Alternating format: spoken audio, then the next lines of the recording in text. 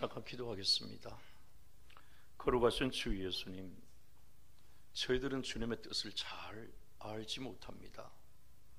그러나 주님께서는 바로 이 시간에 우리를 보시고 계시고 우리가 드리는 예배를 받으시고 또 함께 하시고 계심을 믿습니다.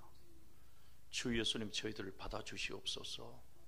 세상이 너무나 지금 시끄럽고 너무나 혼란스러운 이때에 주님, 저희들의 갈 길을 밝히 잡아주시고 말씀으로 돌아가 이 말씀을 가지고 우리 인생과 또한 기업을 경영하도록 도와주옵소서. 예수님의 거룩하신 이름으로 기도드리나이다. 아멘. 요즘 가장 큰 이제 문제가 뭐냐면 성경 말씀은 넘쳐나고 목회자들의 설교도 넘쳐나는데 이 말씀의 능력을 믿지 않는다는 겁니다. 그리고 하나님께서는 고난이 아주 극도로 경험한 사람을 통해서 하나님은 크게 쓰신다는 거예요. 이 시대 대표적으로 이제 알려진, 많은 사람 싫어할 수도 있는데 김진홍 목사님 같은 경우도 보면 젊은 시절에 20살부터 굉장한 고난을 많이 받았습니다. 그리고 그 늘 어머니의 기도가 뒤에 있었고 심지어 감옥 속에서 예수님을 만나서 예수님을 알게 되고 또 그 믿음 때문에 평생을 간증하며 살아온 사람입니다.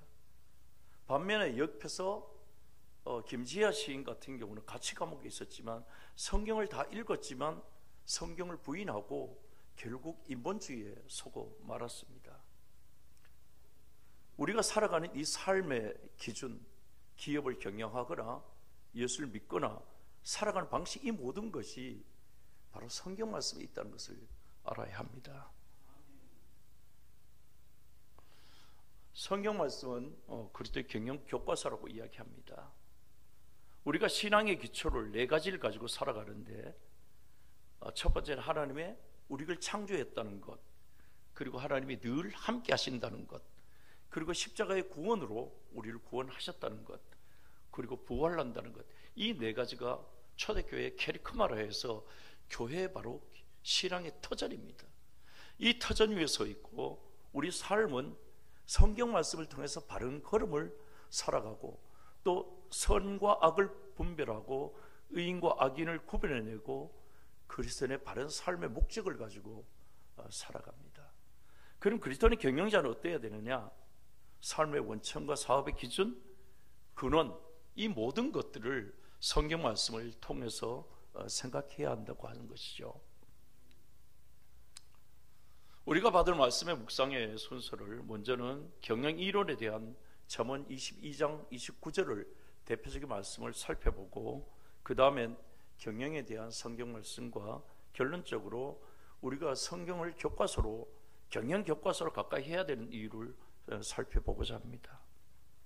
성경 잠언 22장 17절부터 24장 12절까지는 우리말 성경에 나타나 있지 않지만 NIV 성경, 영어 성경을 보면 1번부터 30번까지 표제가 붙어 있습니다. 그러니까 30가지의 경구라는 말로 1번부터 30가지가 딱 정렬 배열되어 있습니다. 오늘 22장 29절은 30가지의 잠언 중에 6번째입니다. 70인역은 지혜 있는 자의 말씀이라는 표제가 붙어 있습니다. 30가지의 경구는 두 부분으로 나누어지는데 첫째 부분은 잠언 22장 17절부터 23장 12절까지입니다. 그리고 잠언 23장 13절부터 24장 22절까지는 13번째부터 되어 있는데 여기에는 자녀에 대한 교육부터 시작합니다. 잠언 24장 23절, 그러니까 24장 22절이 끝나는 그 다음에 뭐라고 써져 있냐면 이것도 지혜로운 자들의 잠언 말씀이라면서 다시 구분해서 덧붙이고 있습니다. 우리 잘 아는 잠언 교훈의 주제는 1장부터 9장까지 보면 지혜와 교훈, 총명과 공의, 심판과 평등, 지식과 분별, 학식과 모사, 이런 것들에 대해서 자세히 설명하고 있습니다. 그것은 두 가지가 있습니다. 뭐냐면 인생을 살아가는 개인에 대한 어떤 지략과 개인의 삶의 기준과 표본을 정하고 있지만 또 한면으로 기업을 운영한 기업에도 똑같은 방향을 제시해주고 있습니다. 물론 성경 말씀의 지혜는 예수 그리스도를 나타냅니다. 초대교회 교부들도 똑같이 지혜를 예수 그리스도로 보았습니다. 지혜는 의인으로 성경의 이제 원어에는 여성 명사로 사용을 하고 있습니다. 그래서 이 여성적인 면이 있지만 잠언 31장 10절부터 31절까지면 누가 현숙한 여인을 얻겠느냐, 그 값은 진주보다 더하니라, 이런 쭉 여성상에서 나옵니다. 이 여성상이 처음에 성경을 볼 때는 이거지, 아주 아름다운, 그리고 가정에 아주 좋은 아내, 며느리를 얻는다, 이런 개념으로 기도를 하고 예배를 드리게 됩니다. 그러나 자세히 살펴보면 이 지혜라는 그 지혜를 얻게 되면, 예수 그리스도와 함께 하시게 되면 바로 현숙한 여인을 얻는 그 가정을 꾸리는 것과 같은 결과를 얻게 된다는 이런 의미를 살필 수가 있습니다. 성경 말씀은 경영학 교과서라는 대표적 말씀이 내가 자기의 일에 능숙한 사람을 보았느냐, 이러한 사람은 왕 앞에 설 것이요 천한 자 앞에 서지 아니하리라, 이 말씀에서 경영의 근본을 찾습니다. 이건 가장 먼저 일을 살펴보면 능숙한 사람이라는 것은 모든 일에 뛰어나고 일을 잘 처리한 사람을 의미합니다. 자기의 일, 능숙한 사람, 왕 앞에 섬, 이 세 가지가 본문 말씀에서 우리에게 다가올 때 어떻게 해석하고 받아들이느냐 하는 것일 겁니다. 먼저 이 일은 하나님의 일과 인간의 일을 구분해야 되고, 삶과 양식을 구하기 위한 일, 하나님의 영광을 위한 일, 이 모든 것이 같이 이야기가 될 겁니다. 물론 양식은 예수님께서 기도 중에 분명히 양식을 말씀하셨습니다. 그리고 능숙한 사람은 이 뜻과 의미를 오늘 그리스도인에게 어떻게 적용할까 하는 문제가 있습니다. 또한 왕 앞에 선다는 뜻은 무슨 의미일까요? 자기의 일, 하나님의 형상을 지은 인간은 하나님의 형상을 닮았습니다. 그래서 네 가지 보통 이야기하지요. 영이신 하나님, 사랑의 하나님, 공동체로 계시다, 삼위일체 공동체로 계시다 하나님, 그리고 창조하신 하나님에게 얘기를 하지요. 그 인간이 창조적 속성을 닮았기 때문에 인간은 일을 하고 싶어 합니다. 그건 본래적으로 타고난 하나님의 속성 때문에 그렇습니다. 그러면 일의 본질은 무엇이냐? 인간의 일, 하나님의 일을 구분해 볼 필요가 있습니다. 일은 성경 말씀에서 구체적으로 말할 때나 일은 하나님의 일입니다. 예수님께서 오셔서 말씀하셨습니다. 하나님께서 일하시니 나도 일한다고 말씀하셨습니다. 일은 근본적으로 하나님의 영광을 드러내는 일입니다. 우리가 세상에서 그리스도인이 살아가면서 일을 한다고 해도 이 모든 일은 결국 하나님의 일과 연관되어 있습니다. 능숙한 사람의 뜻은 기술이 뛰어나다는 의미입니다. 그 사진을 보면 위에 서판을 바로 기원전 2000년대 이집트의 서기관의 모습입니다. 아래는 서판에 기록하고 있는 서판의 모습입니다. 그래서 이 능숙한 사람이란 것은 오늘날 말하면 모든 일에 잘 하는 사람이기도 하지만, 반면에 이때 당시에는 능숙하다는 말은 관리를 얘기했습니다. 그래서 이 서기관은, 자기 직무에 경험이 있는 서기관은 궁정의 관리자가 되기에 적합하다, 이런 고대 문헌에 나와 있다고 합니다. 이 서기관은 다른 모든 직업보다 우월했습니다. 그러나 히브리인들은 좀 달랐습니다. 유대인들은 서기관을 일컬었지만 직업에 대해서 모든 일에 근면해야 된다는 것을 권면했습니다. 왕 앞에 선다는 것은 더 높은 직위로 올라가기 위한 길이기도 했습니다. 이것은 능숙함에 대한 간접적 칭송일 수도 있습니다.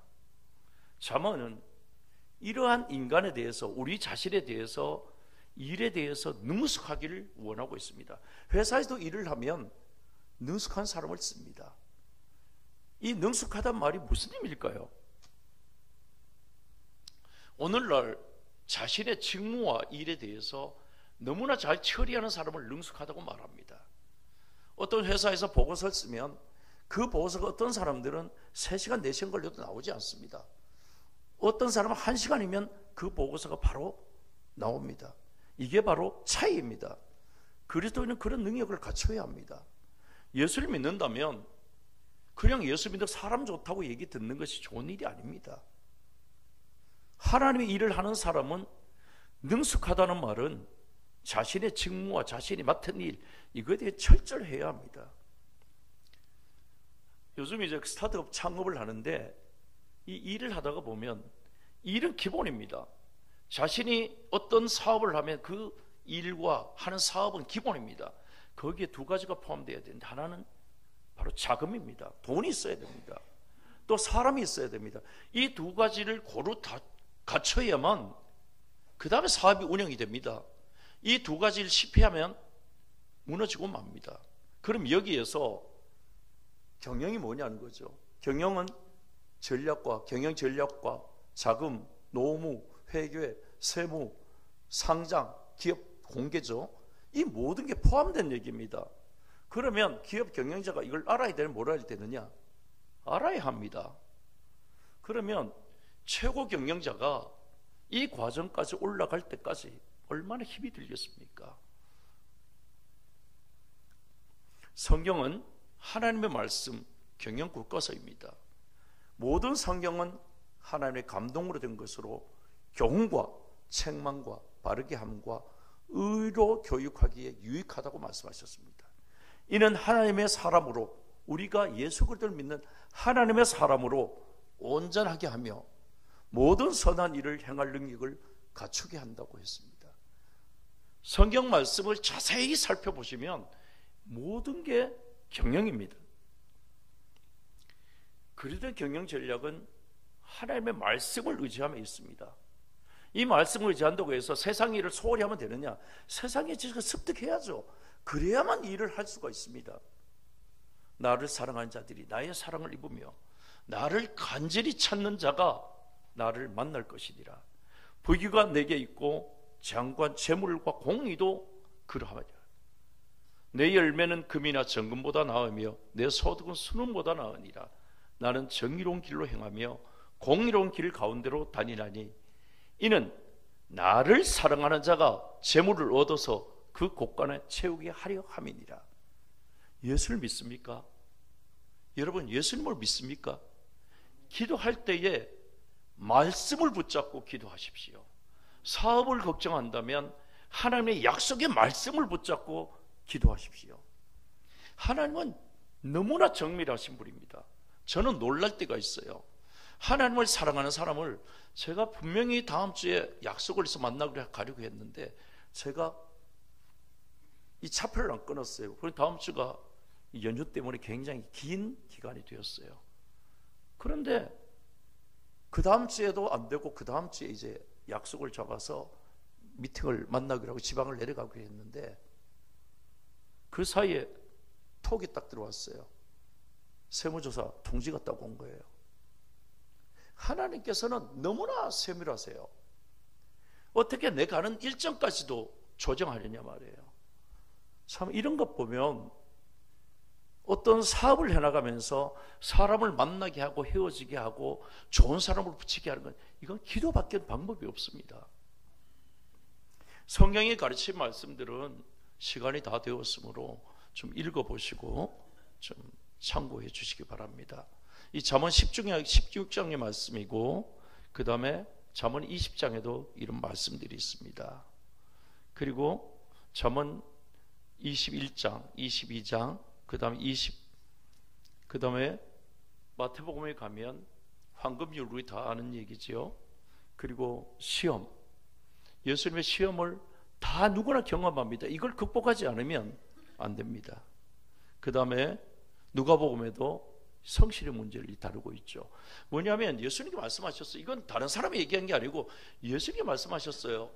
조그만한 게도 똑바로 해야 큰 것도 된다. 얼마 전에 어느 목사님이 저인데 불렀어요. 이제 루마니아에서 1,600억을 이제 한국에 와서 건물 사는데 제가 변호사하고 상의를 이제 하고 있는데 변호사가 원한 쪽으로 쭉 흘러간다는 거예요. 제가 한마디를 했어요. 선수익 1억이 나면 세금이 몇 퍼센트지 않느냐고 질문을 했어요. 여러분 몇 퍼센트 같아요? 그분이 저에게 답을 15%라고 얘기했어요.